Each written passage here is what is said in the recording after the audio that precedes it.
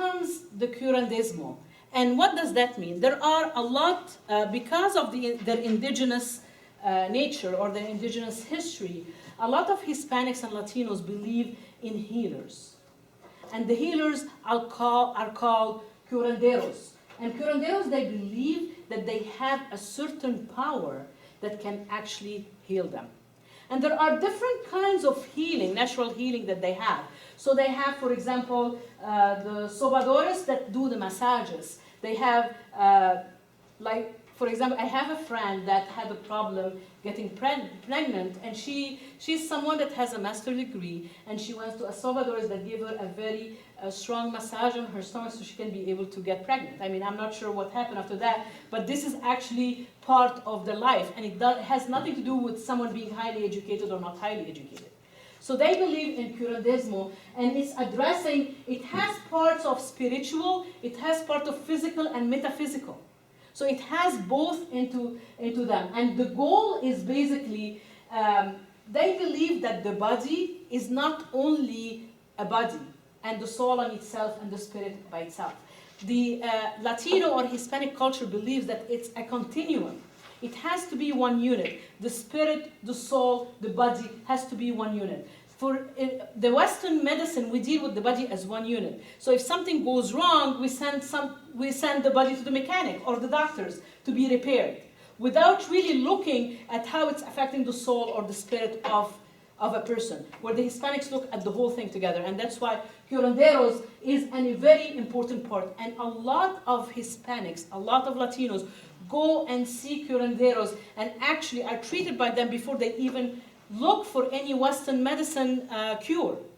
So again, it's a challenge that you need to ask them. You know, are you using any healers? Are you using any potions? Are you using anything? Usually, whatever they're treated with is not harmful to them, because they use a lot of yerba buena, which is like the mint, the spearmint. They use ajos, which is the garlic. They use a lot of things that are very natural, except for things that there is a symptom called empacho, which is like something in the intestine, that they actually treat it with something that has lead and mercury in it.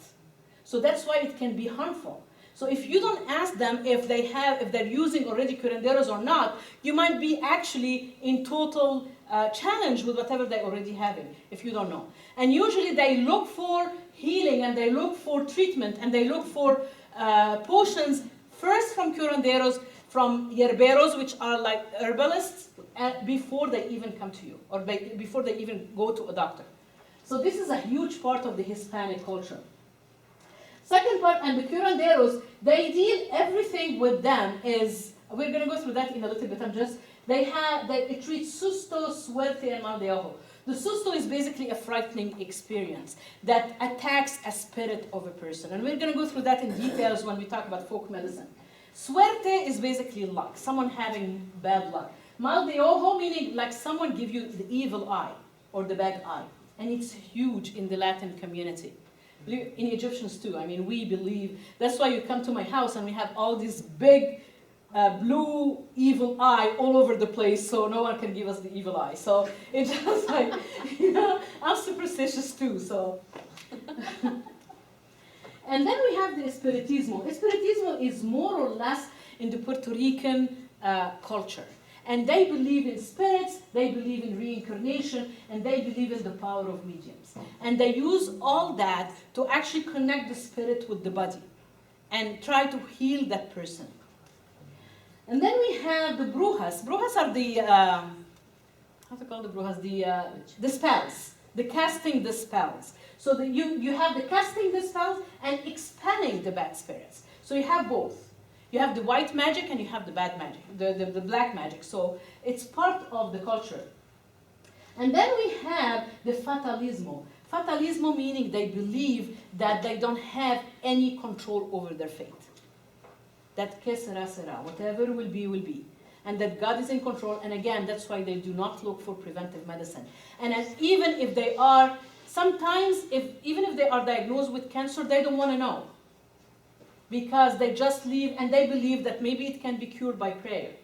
You know, and that's why they will not really be very enthusiastic about trying new cures or about going through diagnostics or about all that because they believe in fatalism. And then there is the Santerias. Santerias are from Cuban origin. And it could be white magic or it could be black magic. And it includes both elements of spiritual and magic. They believe that certain saints will help them get cured. And the origin of Santeria is from Caribbean, African, and Cuban origins. So all that together. Santeria is huge with the Curanderos. And then the power and purpose of prayer. Part of the religion is magic. They call it magio-religious, where prayers, miracles, saints, that's why they have children baptism. In Hispanic and Latino culture, baptizing a child is huge. It's big, and that it has to be done. It has to be done by a certain age as well. And then there is the sacrament or the anointing of the sick, where it's part of the ritual of people that are dying, and it's a sacrament. It's basically to bring the spirit back to the body, and it's done with oil, doing the cross sign on the person to bring the spirit back, to put them in grace of God. And then the family, Familismo. Familismo is, they have a family that extends. So they have tios and tias. They have aunts and they have uncles, and it's not, and they have the names of the uncles on the mother's side are different than how they're called on the mother's side. And then they could have their grandparents and their great-grandparents. Even their family can extend to close friends. You know, it could be the godparents, could be the neighbors, could be, so it extends, actually the nucleus of the family is not only the father and mother and the children anymore, or the siblings, but it really extends. And they believe that they have to support each other. Their main emotional support comes from the family. Even curing each other comes from the family. And that's why immigration is actually really affecting them emotionally, spiritually, and mentally. Because their main support comes from their family, and because they have been separated from their family, it acts a lot on their psyche and how they act with people and how they feel they don't have support and they are by themselves here. So maybe that's why the rate of suicide is high. I mean, it just like, it really affects them mentally and psychologically, especially if the whole family is not here. And also because there is a percentage of the Hispanic or Latino community that is here is illegal. They're always in fear of being deported, of being taken away from the children and their family. That doesn't mean that every Hispanic is illegal, because there is a tendency to look at Hispanic and Latinos, they're just illegal. They're not. Not all of them are. There is a percentage that is illegal, but there are a huge percentage that are legal. They are even US citizens. And by the way, both of them pay tax. So it's not like part is getting it free and part is not. So it's different how we look at it. Loyalties to extended family, commitment to family. Family is the major part of the identity of a person. Many generations, you will find many generations in the same house. Because they like to live together, they like to support each other, they like to be there for each other. And each one of them feel even a financial responsibility towards the rest. So you have the elders or the grandparents that take care of the child rearing, basically raising the children. But when these children come old enough, they take care of the elder parents. In the Hispanic or Latino community, very rarely you will hear about grandparents that have been put in hospice or in a home for elderly. It touches their honor. It touches their pride. And they feel it's their responsibility, part of their familismo, to take care of the eldest. So if you are ever suggesting that an older person should be in a hospice, you have to be very careful doing that. And I know that, for example, there was someone that was, there was a case study where someone suggested that an older person to be put in hospice, and they used the word hospicio. And hospicio in Spanish means orphanage.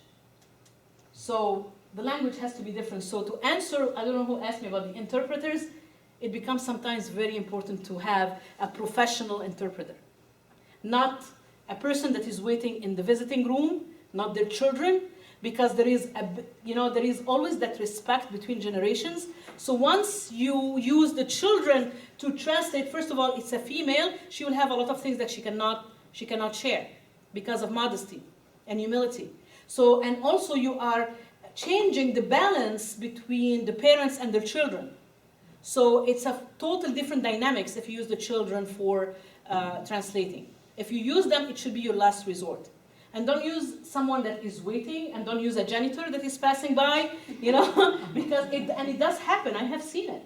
And it has to be definitely professional interpreters, especially that the number of minority of Hispanic healthcare providers is not as big or correspondent to the number of the Hispanic population. That being said, social, emotional, financial report is everything. They depend on each other. And there is no individuality in the Hispanic or Latino community. Meaning if someone goes on their own and start doing things on their own, they will be looked at as arrogant. Or maybe why they are doing this, and they might be outcast even from there. If they're not part of the family, if they're not part of whatever is going on, you know, you will hear a lot that family is everything for me. I live for my family. And we hear it in Spanish, mi familia, you know, there even have been a lot of movies done with that name, you know, mi familia, you know, it's all about family. Their life revolves about family. So, and that's why sometimes their health decisions are made by families, not by the individuals. And it could be very frustrating for a healthcare provider to have to discuss medical details with the family when we have laws like HIPAA. And it also can be frustrated for a healthcare provider to explain details to an extended family when they feel they're losing their time. Why should they involve everybody else? Why do I have to tell the story to 10 people when the patient has to decide by themselves? Because this is their culture. And this is the best way to connect with, they're called patients. I don't know how you call them depending on each of your whatever department you work in. The mother determines when it's required to have medical attention. But the father is the one that says, okay, let's do it. But it's the mother that actually starts the whole process. And women, and we're going to discuss it in a second, have a lot of power in the house and within the family because the woman is the one that keeps all the family together and raises the children. They care for the ill. So if you have someone that is ill, they actually rotate shifts for that person. And that's why you will always have people that are there. Usually it's women that take care of the ill, the food, the caring, the cleaning. And you will have the men that will be there outside sitting. They're there, not with the ill, but they will be around. But it's going to be a lot of people. And that's why it's frustrating sometimes in hospitals to see all these people that are coming at different times. They don't have a concept of time like we're going to see right now, and visit hour and all that. So we have to be aware of that. And you will have a lot of people together at the same time because they care about the ill and they care about them. And if a person that is sick, that is not taken care of that way, they will feel that they have been ignored. Or they feel bad or miserable because they are alone. Because this is what the culture is used to. And again, these are generalizations that not everybody that is like that. And then Catholic influence, you know, in Catholicism, divorce is not looked at very well. And also, contraceptives and all that is not really well regarded in Catholicism, though recently more and more Latinas are starting to use contraceptives to kind of limit their families. And then they believe that there are good and bad spirits. Again, it comes from indigenous cultures. So if something is wrong with a marriage, that means that a bad spirit got in the middle. That means that there is something wrong in the universe, and that's why it's causing that, whatever is going wrong right now in that family. So again, that's where come the Curanderos, that's where comes the Santerias and all that. So that's why, that's the belief, because spirits exist. Children and child raising, the grandparents take a big part of raising the children. It's basically the responsibility of the female. But grandparents also use, because more and more women in the Latin community are getting out to work and all that, so the grandparents play a big part of raising the children.